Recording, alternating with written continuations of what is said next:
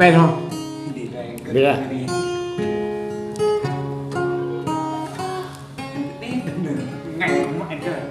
bên mi yếm ki ama ra có bê ya na môi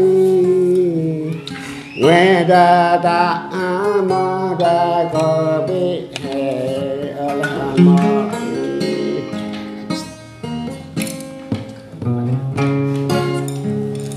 ya ga ta bê le ma nya le ma cái bê na môi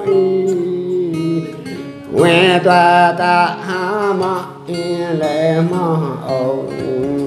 ma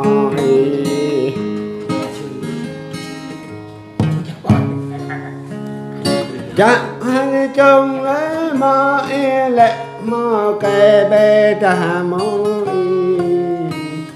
ta hằng có ma bờ lê hằng nằm ở lê ma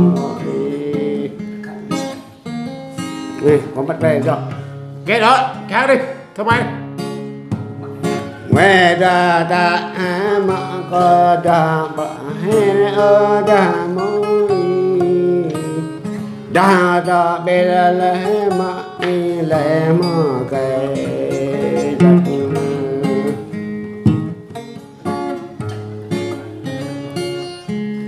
nghe ra ta mà lê mà cái ta lê ra ta mà có ra bê a ye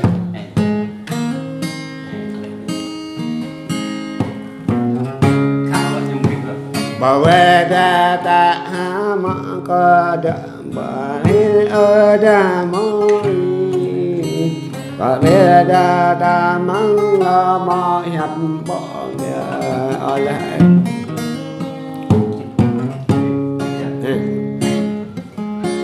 đó là gì? Ở đâu? Đâu chơi vậy? Dạ, có đó lên khúc bây giờ này. Tiếp được tiếp. Ê, lệ bằng nghe bây giờ này. Lấy tiếp đi. Để con lệ vào bây giờ. Mà kết có la nơi mà đa lệ khó nhân bè nơi mà đây lệ có khăn nhân cha na để gọi ta chắc về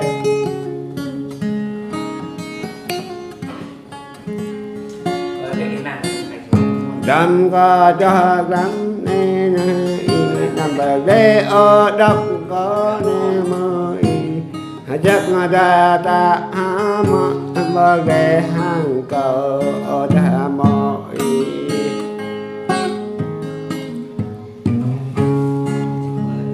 đắp cho bố ra mà bà có ra bố lại nè đã có ra bố đúng mà ta thân cầm ra ta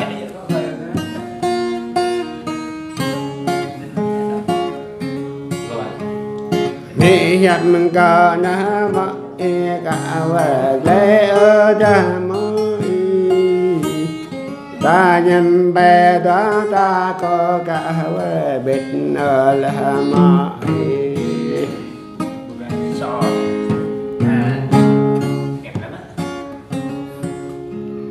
mà cơ bít giá năm có ta bè hàng có ít là mới mà đây là ha mà bờ đoa ta là mới ê ra đi để đó bắt năm đây ra mà ra đấy